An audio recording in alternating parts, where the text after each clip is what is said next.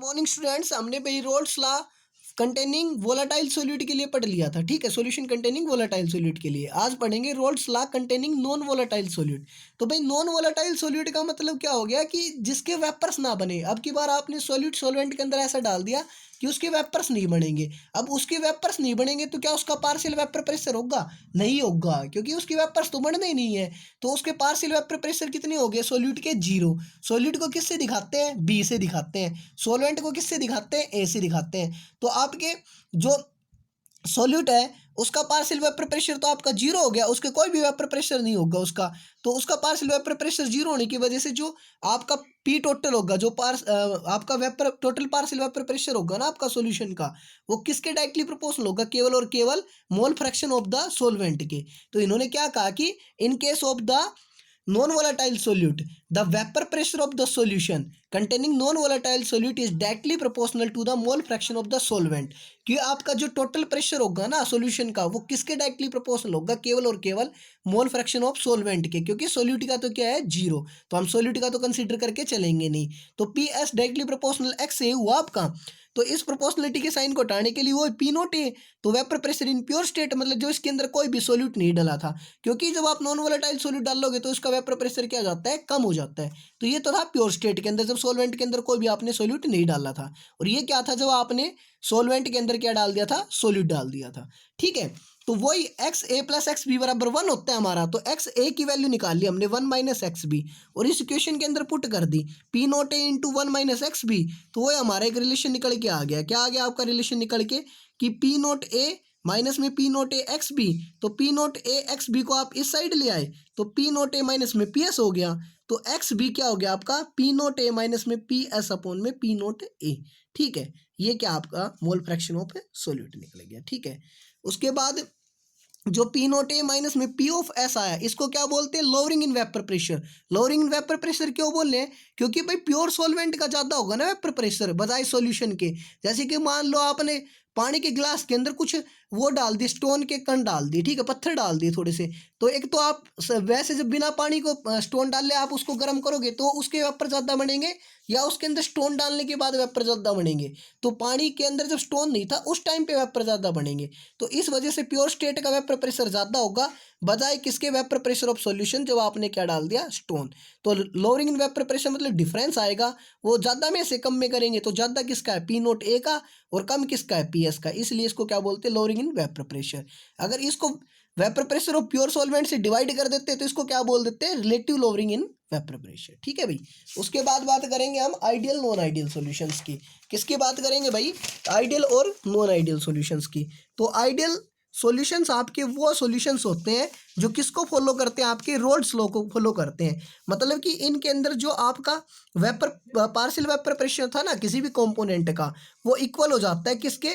Partial vapour pressure of component in pure state के अंदर, कि जो प्योर स्टेट के अंदर पार्शियल वेपर प्रेशर था उसका इक्वल हो जाता है। ये होता है आपका रोल्स लॉ का फॉलो करने का मतलब। ठीक है, दूसरा क्या होता है कि इसके अंदर जो आपकी डेल्टा वी मिक्सिंग होगी, कि जब आप सॉल्यूट और सॉल्वेंट को मिक्स करोगे तो भी उन दोनों की वॉल्यूम क्या रहेगी? कांस्टेंट, मतलब उसके अंदर ना तो घटेगा और ना बढ़ेगा, तो जीरो।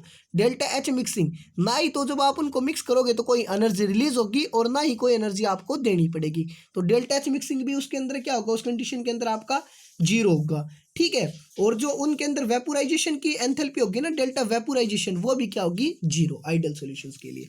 नॉन आइडियल सॉल्यूशन के अंदर इसका ग्राफिकल रिप्रेजेंटेशन देख लेते हैं पर आइडियल सॉल्यूशन का फेज डायग्राम। मान लीजिए इस साइड में आपका क्या प्रेजेंट है? इस साइड में आपका वेपर प्रेशर प्रेजेंट है। ठीक है, वेपर प्रेशर प्रेजेंट है, और इस साइड में क्या आपका? मोल फ्रैक्शन प्रेजेंट है।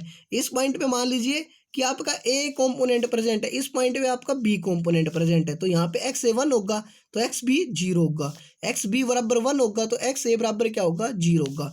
मान लीजिए ए कंपोनेंट का वेपर प्रेशर यहाँ तक आता है और बी कंपोनेंट का वेपर प्रेशर यहाँ तक आता है। तो इस लाइन को यहाँ से जब आप इधर चलोगे तो इसका वेपर प्रेशर कम होता जाएगा, क्योंकि एक्स ए का कम हो रहा है, जीरो आ रहा है। तो जब आप इस साइड चलोगे तो vapour pressure of A decrease करेगा और बी का इंक्रीज करेगा। और जब बी से आप इस साइड ए की तरफ चलोगे तो बी का क्या करेगा? डिक्रीज, और एक स्टेज पे क्या जाएगा? जीरो। तो ये वेपर प्रेशर तो किसका हो गया? बी कंपोनेंट का, और ये किसका हो गया? ए कंपोनेंट का। और इस लाइन को ज्वाइन करने से जो वेपर प्रेशर आएगा वो क्या आएगा? P total. ए और बी से जो वेपर प्रेशर मिलेगा उसको क्या बोलेंगे? पी टोटल बोलेंगे। नॉन आइडियल सॉल्यूशन क्या होते हैं भाई? नॉन आइडियल सॉल्यूशन वो होते हैं जो आपके रोल्स लॉ को फॉलो ना करें, मतलब जिनके अंदर क्या हो कि आपका वेपर प्रेशर, जो आपका पार्शियल वेपर प्रेशर होगा वो इक्वल नहीं होना चाहिए किसके? Vapour pressure in pure state के अंदर। दूसरा, इनके अंदर डेल्टा वी मिक्सिंग की वैल्यू होती है वो भी does not equal to zero होती है। डेल्टा एच मिक्सिंग होता है वो भी क्या होता है? Does not equal to zero होता है। डेल्टा वेपोराइजेशन मिक्सिंग होता है वो भी क्या होता है? Does not equal to zero होता है। तो नॉन आइडियल सॉल्यूशन के आपके दो टाइप हो जाते हैं। नॉन आइडियल सॉल्यूशन के कितने टाइप हो जाते हैं भाई? दो टाइप हो जाते हैं। एक तो क्या हो जाते हैं जो पॉजिटिव डेविएशन शो करते हैं, non ideal solution shows positive deviation. एक क्या होते हैं आपके जो क्या शो करते हैं? नेगेटिव डेविएशन शो करते हैं। तो पॉजिटिव डेविएशन वालों के अंदर क्या होता है? जो पार्शियल वेपर प्रेशर होता है ना कंपोनेंट का, किसी भी कंपोनेंट का, वो ज्यादा हो जाएगा किससे? उसके प्योर स्टेट के अंदर जो वेपर प्रेशर था, partial vapour pressure of component in pure state से। ठीक है। नेगेटिव वाले के अंदर क्या होगा? जो पार्शियल वेपर प्रेशर होगा वो कम होगा बजाय उसके प्योर स्टेट के वेपर प्रेशर के। ठीक है। दूसरा क्या डिफरेंस था इसके अंदर की? जो डेल्टा वी मिक्सिंग आएगा वो क्या आएगा? पॉजिटिव, मतलब आपकी कुछ ना कुछ वॉल्यूम क्या होगी? इंक्रीज होगी। इसके अंदर डेल्टा वी मिक्सिंग क्या आएगा? नेगेटिव डेविएशन वाले के अंदर नेगेटिव, मतलब मिक्स करने के बाद वॉल्यूम कुछ ना कुछ उसकी घटेगी। डेल्टा एच मिक्सिंग क्या आएगा इसके अंदर? पॉजिटिव, मतलब उसकी एंथैल्पी कुछ ना कुछ बढ़ेगी, मतलब आपकी एनर्जी रिलीज होगी। इसके अंदर डेल्टा एच मिक्सिंग क्या होगा? नेगेटिव, मतलब आप इसके अंदर कुछ ना कुछ एनर्जी दोगे। ठीक है। उसके बाद इनके एग्जांपल्स वगैरह पढ़ लेना। उसके बाद फेज डायग्राम की बात करते हैं पॉजिटिव डेविएशन वाले के लिए और नेगेटिव डेविएशन वाले के लिए। तो भाई पॉजिटिव डेविएशन वाले के लिए देखो, जैसे कि यही था, इस साइड तो वेपर प्रेशर, इस साइड क्या हो गया? Mole fraction. ये x इज इक्वल टू 1 था, एक्स बी कितना था आपका? 0 था। ये क्या था? एक्स बी आपका 1 था और एक्स ए कितना था आपका? 0 था। ठीक है। ये वेपर प्रेशर ए का था और ये वेपर प्रेशर किसका था? बी का था। ये तो यहाँ तक का तो आपको फेज डायग्राम बनाना आ ही रहा था, यहाँ तक का बना लेंगे।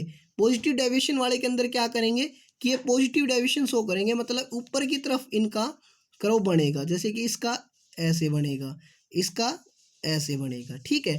नेगेटिव वाले में क्या होगा भाई? आपका वही आपका वेपर प्रेशर हो गया, ये आपका मोल फ्रैक्शन हो गया, X is equal to 1, X B 0, वही X B is equal to 1, X 0, ये कर लोगे, ये हो गया आपका वो दोनों का वेपर प्रेशर। ऐसे आपने फेज डायग्राम पहले वाला बनाना है, पहले तो यू का यू। नेगेटिव डेविएशन के अंदर क्या होगा कि ये नीचे की तरफ आपका डेविएशन शो करेगा, मतलब आपके हर चीज़ क्या करेगी? डिक्रीज करेगी, ये आएगा। चलो, thank you, have a nice day.